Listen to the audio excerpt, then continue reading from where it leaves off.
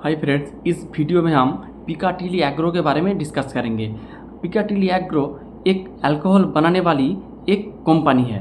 इस पिकाटिली एग्रो का एक इंद्री करके एक जो अल्कोहल है, एक दारू है, वो वर्ल्ड फेमस है। बहुत सारे ये लोग अपना जो प्राइज वगैरह अर्न किया है इस ब्रांड के थ्रू, और इस ब्रांड के थ्रू इसका अभी पहचान है। अगर आप इसका बिजनेस मॉडल देखेंगे तो इसका ये पिकाटिली एग्रो पहले एक B2B वाला सेगमेंट में था। ये लोग जो शुगर बनाता था, फिर आपका इथानॉल बनाता, लेकिन अब वो धीरे धीरे आप शुगर वाले सेगमेंट से धीरे धीरे डिस्टिलरी सेगमेंट में आ गया है। अभी ये लोग क्या कर रहा है, इथानॉल बना रहा है, उसके साथ ये लोग ENA प्रोडक्ट बना रहा है जो अल्कोहल का बेस होता है, और उसके साथ ये लोग अपना मोल्ड वगैरह भी बना रहा है। तो धीरे धीरे ये B2B वाले सेगमेंट से B2C वाला सेगमेंट में आ गया है, और B2C वाले सेगमेंट में ये लोग ट्राई कर रहा है अच्छे प्रीमियम क्वालिटी का दारू बनाने का ये लोग ट्राई कर रहा है। अगर आप इसका जो फ्लैगशिप ब्रांड है ये है आपका इंद्री के बारे में आपको सभी को पता है। एक सिंगल मॉल्ट एक व्हिस्की है,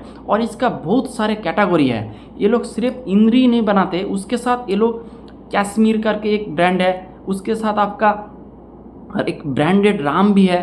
फिर ये लोग एक प्रेस्टीज एंड अबव कैटेगरी में एक व्हाइटलर करके एक दारू को इंट्रोड्यूस किया है। तो इसका भी बहुत सारे पाइपलाइन में बहुत सारे प्रोडक्ट है। तो बिजनेस वाइज बहुत अच्छे रेट से ये चल रहा है। तो पिकाटिली एग्रो का हम Q3 FY26 का पहले रिजल्ट देखेंगे, और ये लोग कौन कॉल नहीं करता है, फिर भी जो PPT में मिला है वो हम सिंपल वर्ड में आपके पास रखेंगे।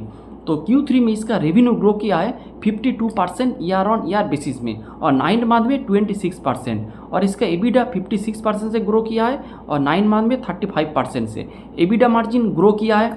पहले था 24.4%, अभी बढ़ के हो चुका है 25.3%, और इसका पैट देखेंगे तो पैट 92% से ग्रो किया, यानी कि इनको अच्छा खासा ऑपरेटिंग लेवरेज मिला है, और 9 मंथ में 45% इसका पैट ग्रो हुआ है, और पैट मार्जिन भी 12 था, वो बढ़ के हो गया 15%। तो इसका रिजल्ट बहुत ही तगड़ा रिजल्ट है कि ब्लॉकबस्टर रिजल्ट है।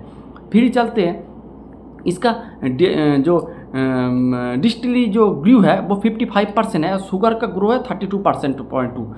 जो मैं पहले बताया है कि ये लोग पहले शुगर वगैरह जो B2B वाले सेगमेंट बनाते हैं, जो कोई दूसरे कंपनी के लिए रॉ मटेरियल बनाते थे, लेकिन अब ये धीरे धीरे B2C वाले सेगमेंट में यानी कि प्रीमियम वाले सेगमेंट में आ चुका है। अगर आप इसका डिस्टिली का अगर आप प्रोडक्शन देखेंगे तो अभी इसका परसेंटेज है वो 91% है, और total India made foreign liquor में इसका परसेंटेज है 56%। पहले ऑलमोस्ट जीरो के बराबर था, वो धीरे धीरे इसका परसेंटेज बढ़ रहा है।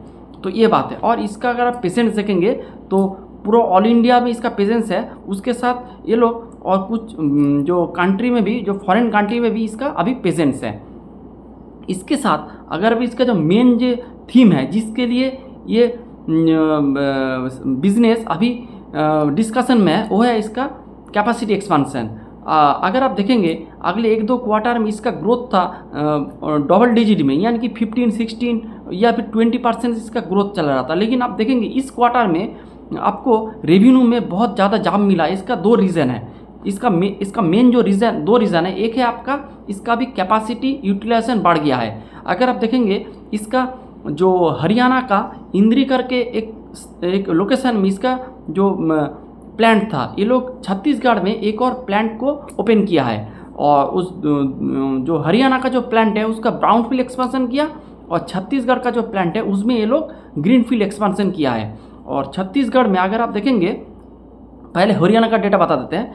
अगर आप हरियाणा में देखेंगे इसका जो ENA का प्रोडक्शन था 78 किलोलीटर पर डे था, KLPD करके एक टर्म होता है। ये लोग इसको बढ़ा के कर दिया है 220 किलोलीटर पर डे, तो यानी कि बहुत अच्छा खासा एक्सपेंशन किया। और मॉल्ट था इसका 12 किलोलीटर पर डे इसका कैपेसिटी था, वो लोग इसको बढ़ा के कर दिया है 30 किलोलीटर पर डे। तो एक्सपेंशन बहुत तेज़ी से किया है। और एक्सपेंशन का अगर आप देखेंगे Q3 में थोड़ा बहुत स्टार्ट हुआ है, Q4 से इसका अच्छा खासा एक्सपेंशन चलेगा, इस कैपेसिटी एनहांस हो जाएगा। और छत्तीसगढ़ में एक ग्रीनफील्ड प्लांट है, इसमें ये लोग 200 किलोलीटर पर डे डिस्टिलरी करेंगे फॉर ENA एंड इथानॉल।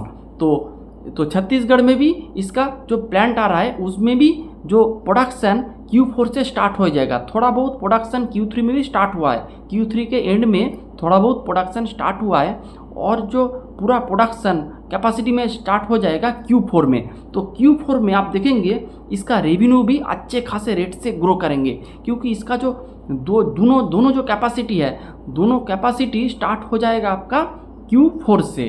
तो अगर आप कोई भी प्रोडक्शन स्टार्ट होंगे तो उसका 100% यूटिलाइजेशन नहीं आएगा, पहले 10, 20, 30, 40, 50 से बढ़ेगा।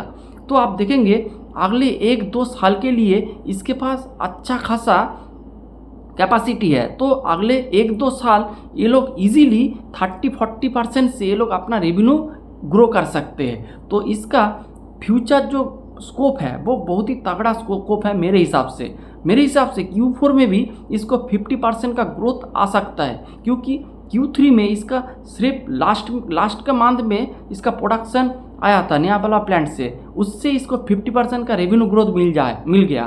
अब Q4 में फुल फ्लेज में इसका कैपेसिटी एनहांस होगा तो और भी अच्छे रेट से इसको ग्रो होना चाहिए।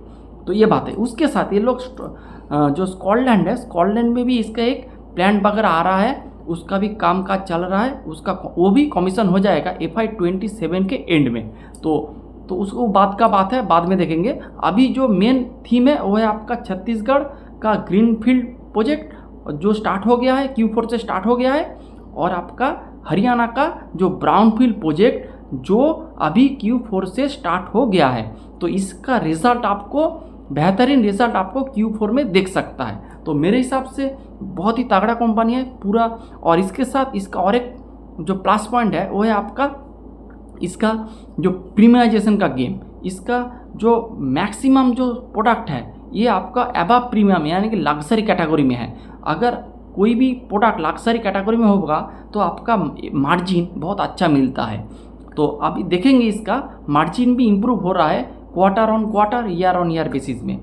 और अगर आप इसका वैल्यूएशन कैलकुलेशन करेंगे तो FY27 में ऑलमोस्ट 35 से 40 के बीच इसका वैल्यूएशन आ रहा है, और इसका अभी ग्रोथ है 50%। अगर आप कंजर्वेटिवली इसको पकड़ेंगे तो भी इसका ग्रोथ 35 तो आ ही जाएगा।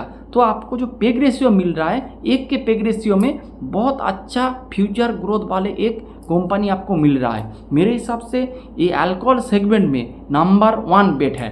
अगर आप नंबर 2 बेट करेंगे तो आपका है रेडिको खैतान, फिर आपको अलाइन ब्लेंडर डिस्टिलरी करके एक कंपनी है, वो भी आप देख सकते हैं। लेकिन पूरे अल्कोहल स्पेस में मेरे को अभी पिकाटिली एग्रो बहुत अच्छा लग रहा है। देखते हैं Q4 का रिजल्ट कैसे आता है। मैनेजमेंट कॉल नहीं करता है, इसीलिए जो फ्यूचर जो गाइडेंस इसको हमें नहीं मिला है। तो यही था आज का video, and please don't take it a by sell का रिकमेंडेशन। थैंक्स।